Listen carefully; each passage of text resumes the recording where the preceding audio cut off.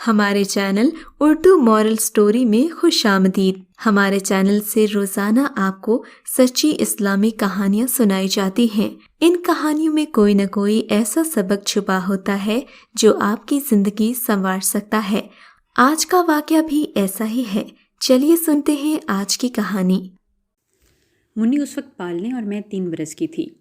ہماری نئی ماں نے گھر میں قدم رکھا۔ ابا کی دوسری شادی سے قبل ہماری پھپھی سلمہ یہ کہہ کر منی کو لے گئی تھیں کہ ابھی یہ بہت چھوٹی ہے، ذرا بڑی ہو لے تو میں واپس کر دوں گی۔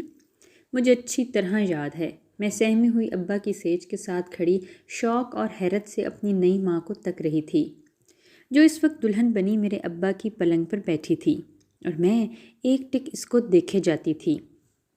تبھی ابا کمرے میں آ گئے اور انہوں نے مجھ کو اٹھا کر اس کے قریب بٹھا دیا اور بولے، نہیں ماں، اس کو ماں کا پیار دینا۔ قدرت نے اس سے ماں کی پیار بھری گود تو چھین لی ہے۔ اس وقت تو ان کی دلہن نے سر ہلا دیا، مگر بعد میں وہ ایسی سنگ دل ہو گئی کہ ماں کی ممتا کو بھی تڑپا دیا۔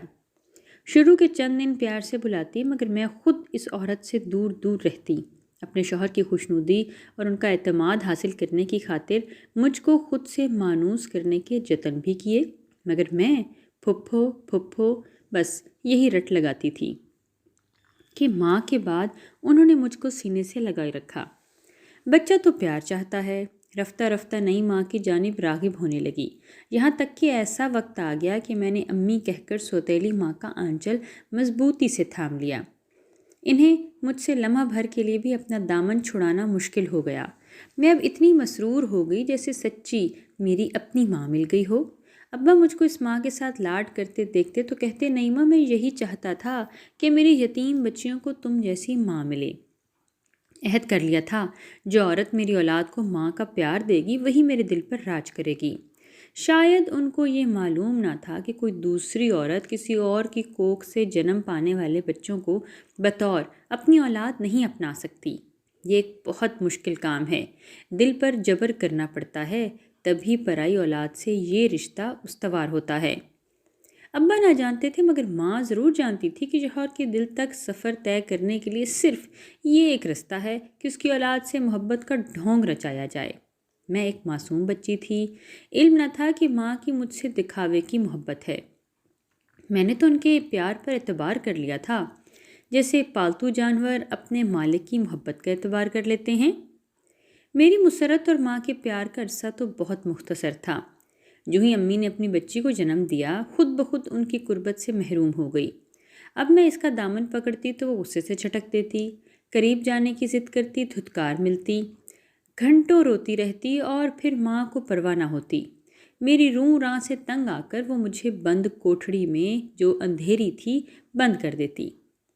اس عورت کا گھر ہی نہیں، دل بھی آباد ہو چکا تھا، اور گود حقیقی اولاد کے وجود سے آسودہ تھی۔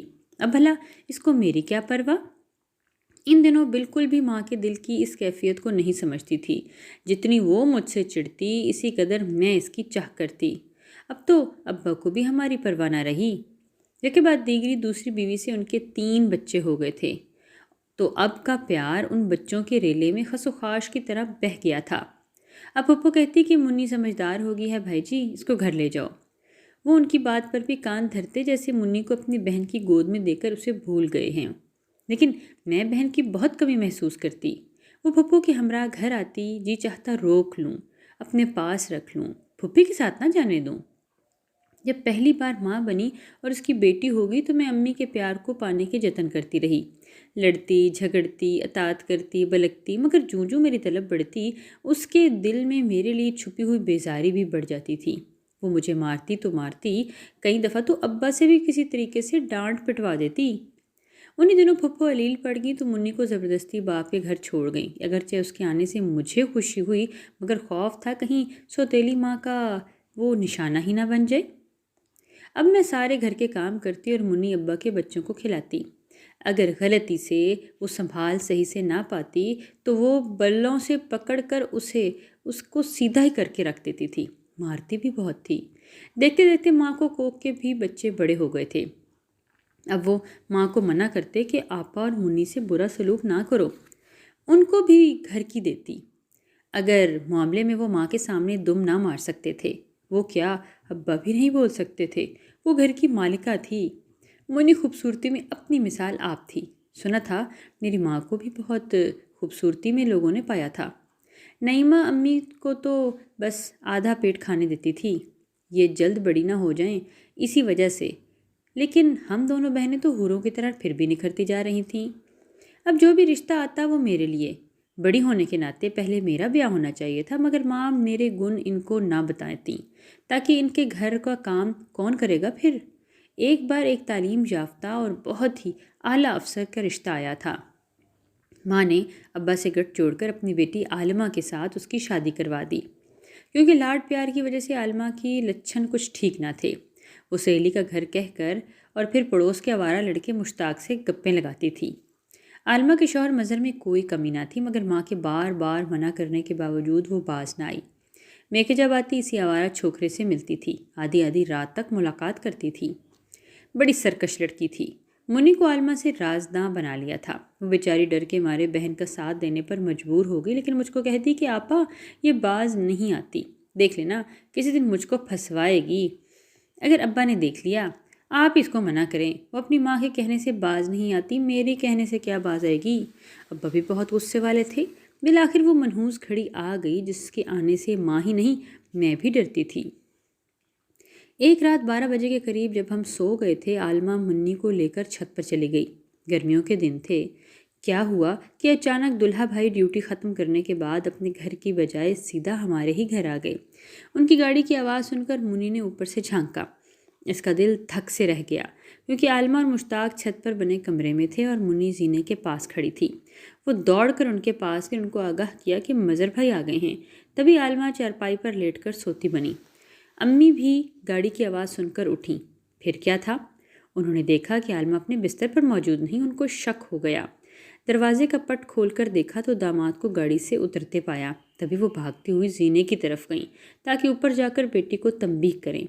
ابھی انہوں نے چند زینے طے کیے تھے کہ مظہر اندر آ گئے اور ساس کو زینہ چڑھ کر دیکھ کر بولے، آنٹی کیا آپ اوپر جا رہی ہیں؟ در کھلا تھا سو میں اندر آ گیا۔ وہ بولی، ہاں تم بیٹھو۔ عالمہ اور منی گرمی کے باعث چھت پر سونے چلی گئی تھیں، میں ان کو نیچے لے کر آتی ہوں۔ ارے نہیں ٹھہریے، آپ تکلیف نہ کیجیے، میں خود اوپر چلا جاؤں گا۔ ان کی باتوں سے میری آنکھ کھل گئی۔ منی مجھ کو عالمہ کے بارے میں بتا چکی تھی کہ چھت پر مشتاق سے ملتی ہے اور مجھ کو پہرہ داری کے واسطے ساتھ لے جاتی ہے۔ میں نے دیکھا کہ امی کے پیچھے مظہر بھائی سیڑھیاں چڑھنے لگے تھے، تبھی مجھ سے رہا نہ گیا اور ان کے پیچھے چلی گئی، حالانکہ پاؤں من من کے ہو گئے۔ کاٹو تو لہو نہیں بدن میں، کلیجہ تھام کر رہ گئی۔ اب ابھی تایا کے گھر گئے ہوئے تھے۔ یوں ہی یہ اوپر پہنچے، دوست آئے تھے، تبھی ایک تو منڈیر پھلانگ کر پڑوس کی چھت پر چلا گیا اور دوسرا وہیں بیٹھا رہ گیا۔ ماں نے قریب جا کر اس کو بازو سے پکڑا، روشنی کی طرف لائیں۔ یہ دیکھ کر حیران رہ گئیں کہ عالمہ نہیں منی تھی۔ ان کی تو جان میں جان آ گئی، لیکن عالمہ وہ چھت پر پڑی چارپائی پر سو رہی تھی۔ منی، یہ تم؟ اور وہ کون تھا؟ انہوں نے پڑوس کی چھت کی طرف پھلانگتے سائے کے بارے میں سوال کیا۔ وہ مشتاق تھا، مجھ سے ملنے آیا تھا۔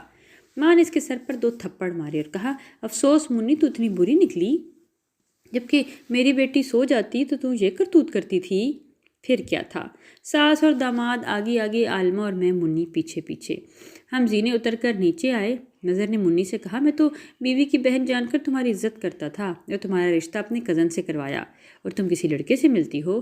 پھر بیوی کو مخاطب کیا، عالمہ تم میکے میں زیادہ دن ٹھہرنے کی ضرورت نہیں، یہاں کا ماحول خراب ہے، اور اب اس بہن سے بھی واسطہ مت رکھنا۔ انہوں نے اسی قدر کہا تھا کہ عالمہ نے خود کو پاک ثابت کرنے کے لیے منی کو بالوں سے پکڑا اور منہ پر تھپڑ مارنے لگی۔ بولی، منی تجھ کو شرم نہیں آئی؟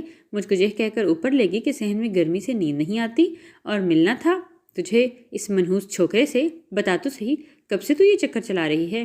آنے دے ابا کو، تیری کیسی درگت بنواتی ہوں، تم نے تو ہمیں کہیں کا نہیں رکھا۔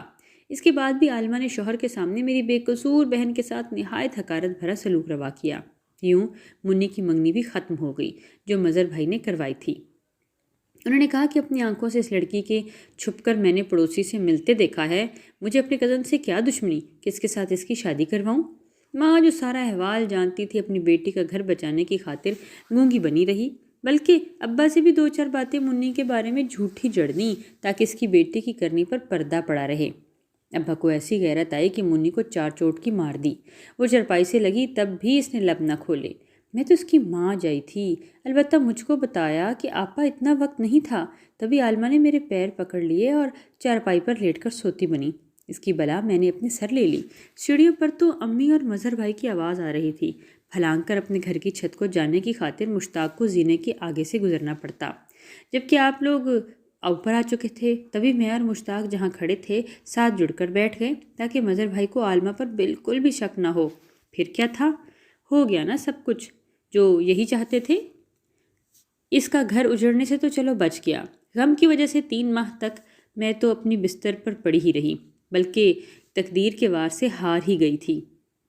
تاہم مرتی مر گئی، اس نے عالمہ کو معاملہ کسی کا نہ بتایا۔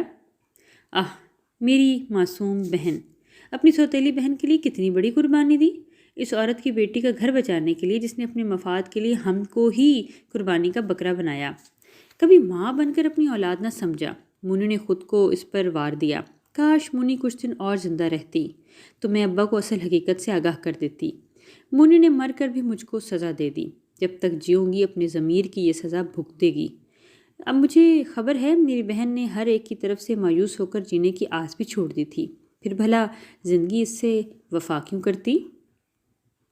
اگر آپ کو آج کا یہ واقعہ پسند آیا ہے تو اس ویڈیو کو لائک ضرور کیجیے اور اس طرح کے مزید قصے سننے کے لیے ہمارے چینل اردو مورل سٹوری کو سبسکرائب ضرور کیجیے۔